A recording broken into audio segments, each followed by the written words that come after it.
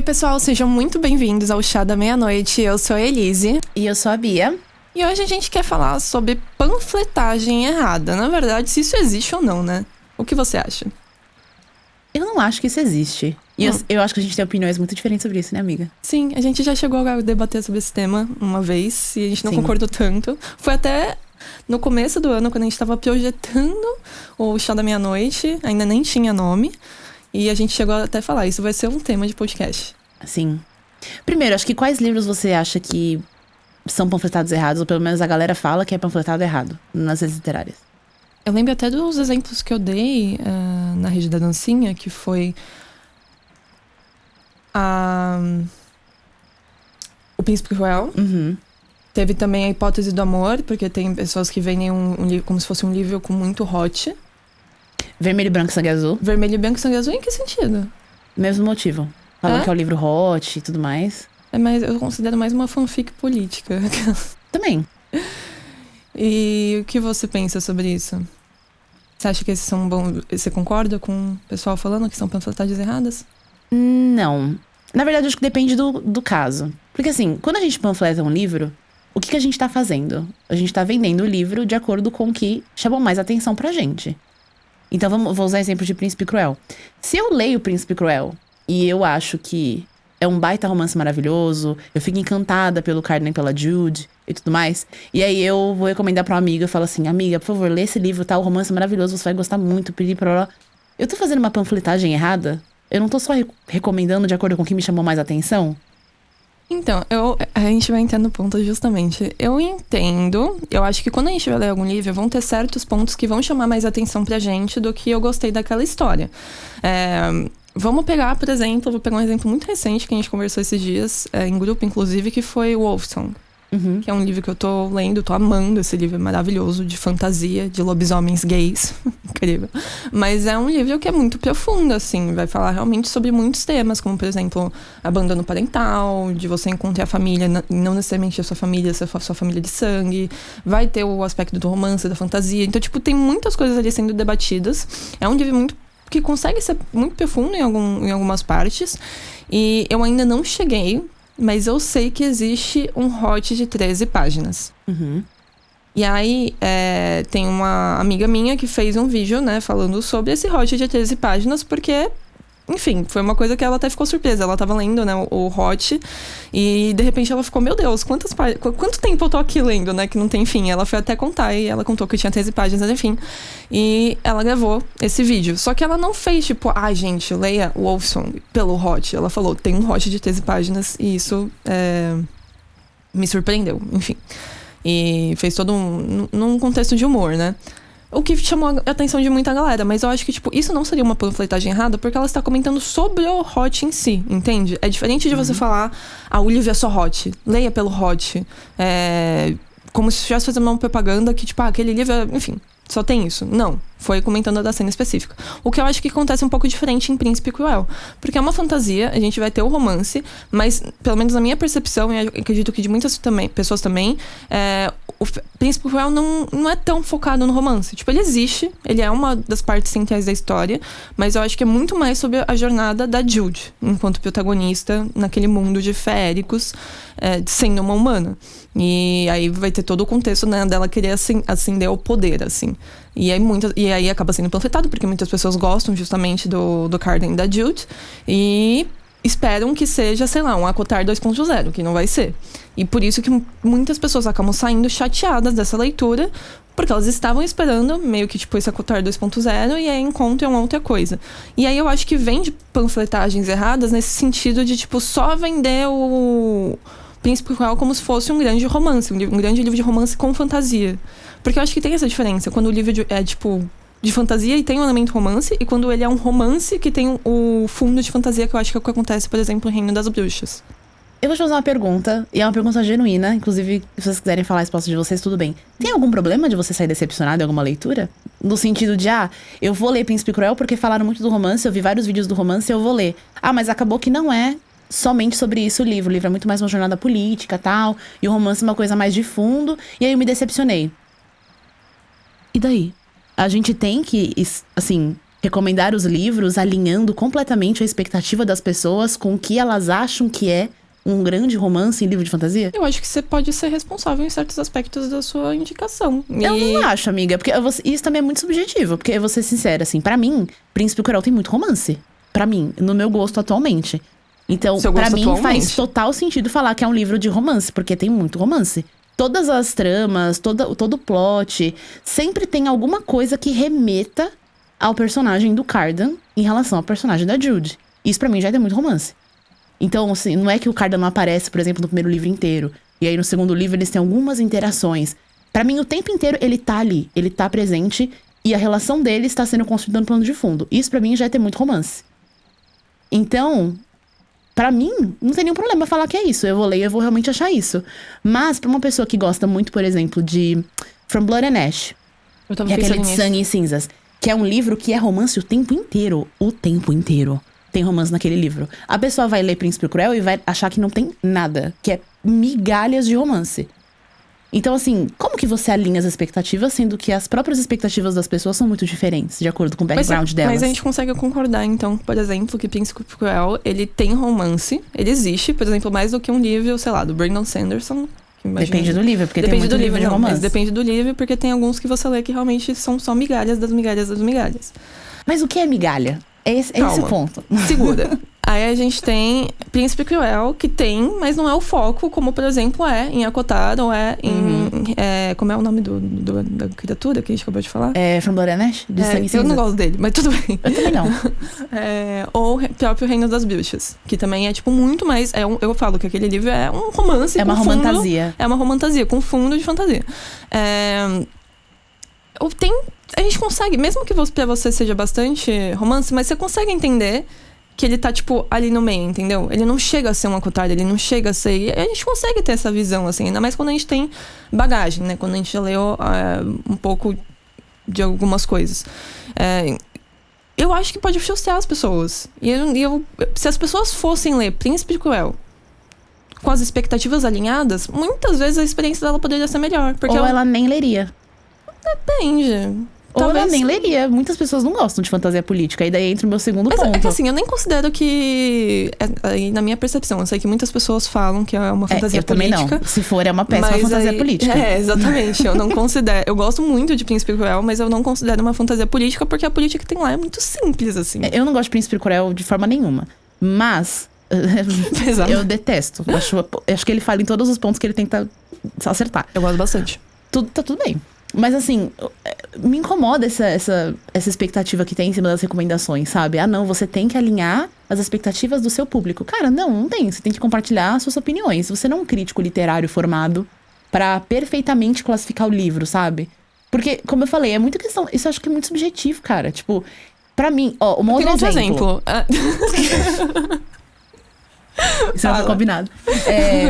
Um exemplo em que o pessoal... 2 livros, na verdade, que o pessoal sempre fala que tem migalhas de romance. E pra mim, romance é um dos focos. Six of Crows. Eu não li ainda. Todo mundo fala que não, mas é migalhas de... tem uma piada no fundo, pra mim isso é uma piada. É migalhas de romance. Amiga, tem 6 pessoas na equipe e 3 casais. Desculpa, aonde que isso é migalha? Assim, pelo amor de Deus, né? E Trono de Vidro, né? Fala Trono of Glass. Trono de Vidro. Nossa, todo tem muito mundo romance. ali. Todo mundo fala, não, mas romance é só migalhinha. Migalhinha onde, gente? O que é migalhinha ali? É só romance o livro. Tem guerra, tem política, tem tudo isso. Mas assim, romance é um dos pilares. Romance é um dos pilares de Trono de Vidro, pelo amor de Deus. Você não consegue pensar. Narrativa. Você pensa Trono de Vidro, você não vai pensar, a guerra das bruxas. Não, você vai pensar, sei lá, Manon e Dorian. Eu lembro da minha depressão depois de terminar. Você vai pensar Aelin e Rowan. Tipo assim, faz parte da história. Uhum. E tá tudo bem, isso não é uma crítica a Trono de Vidro. Faz parte da história, tá tudo certo. Mas, tipo, é um livro que as pessoas falam que não é o foco. É que tem... E pra mim é. Eu acho que poderia até ter tema de outro podcast, mas tem gente que vai pegar o romance e vai desmerecer, né? Como se tivesse romance também. Não é uma fantasia tão boa, e não é tão adulta. Mas não, claro que pode ser uma fantasia adulta mesmo tendo romance. Também, não tem nada a ver, exato. E eu acho que aí tem outro ponto também. Eu conheço muitas pessoas que leem livros. Eu sei que a gente tá falando de romance e fantasia, mas poderia se aplicar a qualquer gênero. Assim, a gente tá só usando isso porque é muito debatido, né? Mas tem muitas pessoas que procuram as migalhas e não tem problema, sabe? Mas eu quero trazer outro exemplo. Fala. É polêmico. Diga. É assim que acaba. Ai, amiga, a gente já brigou tanto sobre Eu isso. sei! Mas agora a gente vai ter esse debate no podcast. Você não acha que tem uma panfletagem errada? Sim e não. Eu mantenho a minha opinião.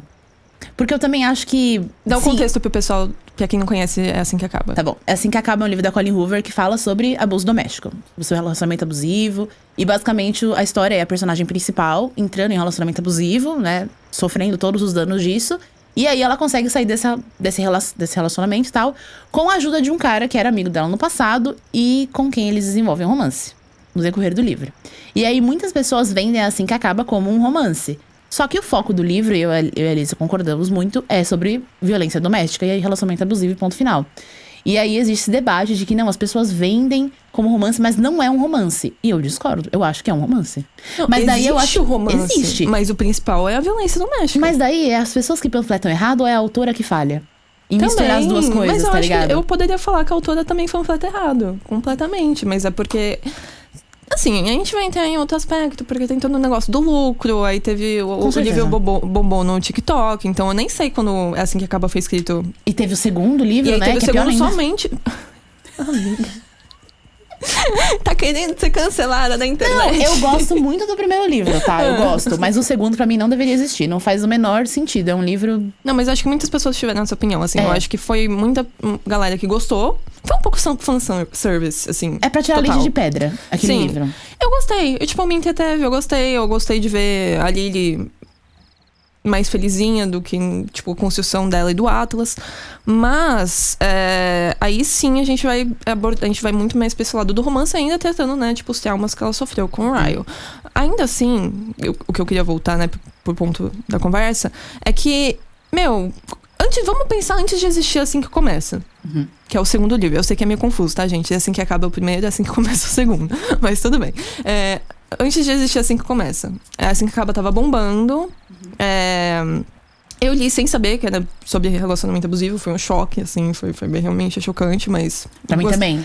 Gostei da experiência. Foi super chocante, sim. Acho que hoje em dia as pessoas não têm mais essa vivência, né? Porque tá muito, enfim, espalhado, né? Que é sobre relacionamento abusivo. Mas, depois, quando começou a se popularizar mais, que já era popular, né? Não vou falar que não era, mas quando começou a chegar naquele momento de, nossa, um dos livros mais lidos pela toda a comunidade, eu comecei a ver muitos vídeos só, tipo, Lily Atlas, Lily Atlas, Lily Atlas, Lily Atlas. A gente nem tinha Assim Que Começa. E aí, isso eu acho difícil, entendeu? Porque parece que tá perdendo até a mensagem principal do livro ali. Esse é o meu ponto. É a mesma coisa com o Príncipe Cruel. Eu nunca, assim, eu vou falar que nunca, eu estaria mentindo. Mas eu vi 3, 4, 5 vídeos no máximo de pessoas fazendo vídeos ou panfletando sobre a jornada da Jude. 98% dos vídeos é sobre casal. É sobre Jude e Cardan. O pôster é da Jude e do Cardan, que vem com o livro. Todos os cosplays é dos dois. Tudo é sobre eles. Eu gosto muito deles. Daí as pessoas leem achando que é um romance e a culpa é de quem panfleta errado. Amiga, o fandom inteiro só fala do casal. Então, assim... Então todo mundo panfleta errado, inclusive quem é fã. Porque eu acho que é muito hipócrita você falar não é romance. Como assim você leu achando que é um romance? E aí você vai ver os seus próprios vídeos e só fala de casal. Assim, é um pouco hipócrita, sabe? E se eu quiser que as pessoas leiam um livro achando que é política, então eu só vou falar da política. Se eu quero que as pessoas só leiam por conta de ou tal você pode coisa... falar de todos os sabe? temas, mas que sempre tem. mantendo o seu posicionamento de que o livro não é sobre aquilo. Porque eu acho que é muito hipócrita, sabe? Então, por exemplo, Mistborn é um livro que tem romance. O romance é maravilhoso. Mas, de fato, o foco não é o romance. É muito plano de fundo. E, assim, de fato, não é. Tem uma cena que eu acho muito curiosa, que é bem parecido com uma situação que acontece em Trono de Vidro. Em que a personagem principal é raptada. Eu não vou falar quando, nem porquê, nem... Enfim, pra não dar spoiler. Mas a personagem é raptada e ela tá... tipo, sendo torturada. E é isso. E o cara, tipo, teoricamente teria que salvar ela. O interesse amoroso. Em Trono de Vidro, toda a narrativa, todos os fatos, tal, giram em torno do cara querendo salvar ela. A gente tem o POV dele, a gente tem toda a depressão dele, tem que salvar ela. É aquele sofrimento, você lê sofrendo. Em Mistborn, ele descobre que, tipo, ela tá presa, sendo torturada. Ele fala assim, meu Deus do céu, meu coração tá em pedaços. Ela vai ter que se virar porque eu tenho que ganhar a guerra. E aí ele vai lá e continua lutando. E ela tá lá e ela pensa, eu vou ter que me virar, ele não vai vir me salvar. Porque ele tem que ganhar a guerra. Se ele não for lutar, eu mato ele. E aí ela se salva e, tipo, é isso. Então é a mesma situação, mas é muito diferente o romance. Entendeu? E aí, assim, se eu fizer um vídeo de Mistborn só falando do romance e depois eu reclamar que as pessoas leram esperando o romance e não tem, é hipócrita da minha parte, sabe? Tipo, pra mim é muito hipócrita. Mas você pode falar do romance e falar que, tipo, foi isso que te marcou, que é isso que você gostou, e, enfim, é um dos principais pontos do livro, enfim, que te marcou, vamos supor. E ainda assim falar, mas tem outros aspectos do livro, esse não é o foco, tem bastante romance, sei lá. Você tem como você falar do que você gostou daquela narrativa e ainda assim falar que aquela não é o ponto central do livro. Mas por que eu devo fazer isso? Porque eu acho que eu seria o mais responsável com a galera. Eu realmente fico pensando nessa questão da responsabilidade enquanto criador de conteúdo, assim, de você não gerar falsas expectativas pro seu público. Eu acho que falta maturidade em muitas pessoas de aceitar que a opinião da outra pessoa não é a verdade absoluta. E eu não devo ler um livro esperando estar completamente alinhada com o que eu vou achar no livro por conta da opinião de alguém. Assim, pra mim falta uma certa maturidade, sabe? De você ler o livro e falar, pô, não é o que eu tava esperando. Mas tudo bem, eu consigo gostar disso ainda ou não? Ah, não faz a minha praia. Tudo bem. Eu acho que, assim, a gente é criador de conteúdo. A gente tenta passar as coisas que a gente gosta. Não somos críticos literários, longe de nós, né? E muito do que a gente vai querer falar sobre a literatura é pautado nas nossas opiniões pessoais. Mas eu acho que tudo porque a gente não é formado. Não, sim, mas eu acho que, independente disso, a gente consegue ter uma visão de, tipo, além um pouquinho do que, tipo, só do que eu gostei do livro, só do que eu não gostei. É a mesma coisa de, por exemplo, quando você não gosta de uma leitura. Não gostei. Que é muito o que debateu com o caso do Felipe Neto. Não necessariamente aquele livro é ruim. Nem consigo falar se o livro é ruim ou não. Às vezes... Mentira. Mas, às vezes dá. Às vezes dá. Claro que é a sua opinião, mas Mas assim, é a minha opinião, entendeu? super dá pra analisar o livro, E assim. eu consigo... Muitas vezes eu consigo falar, gente, ó... Tem esse livro, não gostei por esse aspecto. Mas pra outras pessoas, pode ser que elas tenham uma experiência diferente da que eu tive. Porque eu consigo entender que esse livro, ele tem... Por exemplo, eu não gosto muito de livro com gíria. Ou com muitos, sei lá, referência à cultura pop, enfim. Li um livro, né, nesse sentido que eu não gostei. E é muito famoso. E não conversou comigo. Mas não necessariamente que aquele livro seja ruim. Eu consigo entender que pra muitas pessoas vai ser incrível. Entende? Então... E eu consigo falar isso no vídeo. Tipo, ó, eu não gostei por esse aspecto. Mas eu entendo que, tipo, esses aspectos vão agradar um grande público. Tudo bem, mas se você estiver fazendo uma resenha e você falar, gente, eu li esse livro, eu odiei ele porque eu achei, sei lá, o desenvolvimento do personagem horrível e eu não gostei da política daquele mundo. Sei lá, foi uma fantasia. Odiei aquele mundo. Beleza, essa é a minha opinião, beleza? Ok. Você espera que as pessoas leiam com discernimento de que aquilo é a sua opinião. E elas podem amar aquilo no livro. Por que o contrário não se aplica? Por que o contrário eu tenho que alinhar as expectativas de todo mundo? Eu não gosto disso, sabe? Eu não acho que a gente tem essa obrigação. Eu sou obrigada a falar sobre o livro de uma forma responsável, de uma forma totalmente realista. Não é totalmente realista. É só você, sei lá... É que eu acredito na panfletagem errada. Eu acredito que existe. Sim, a gente tem opinião diferente, sim, com certeza. Mas, sei lá, eu ainda não gosto dessa questão da gente ter responsabilidade. Porque a maioria das vezes isso não é feito de propósito. Responsabilidade é uma palavra muito forte também. Isso não é que eu não feito de consigo encontrar propósito. outra. A gente não tem obrigação de...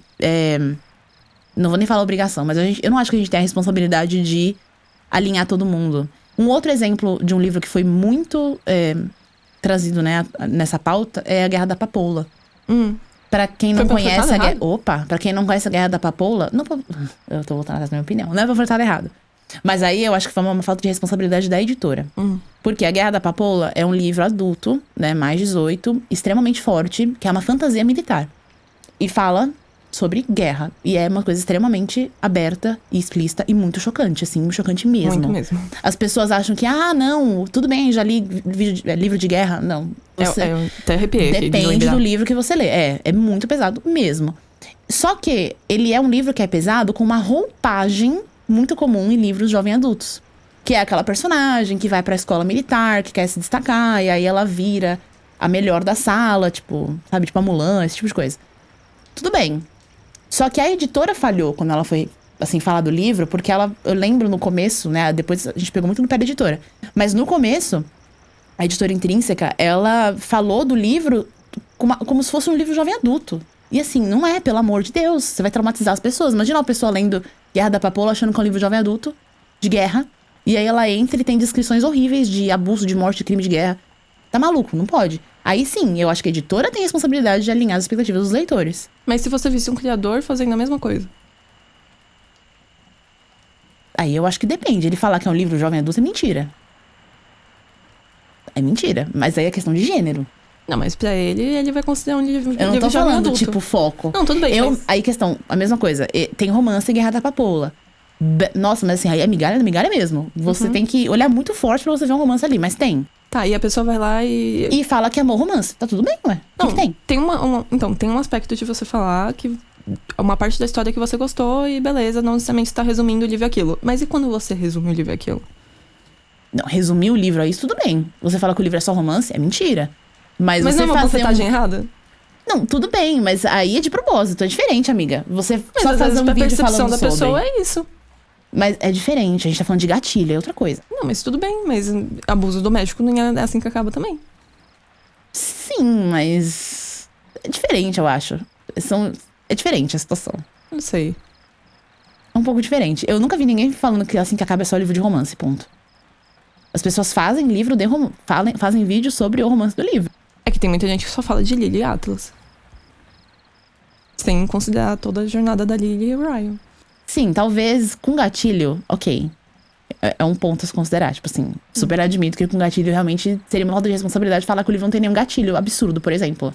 Tipo, Guerra da Papoula e tal.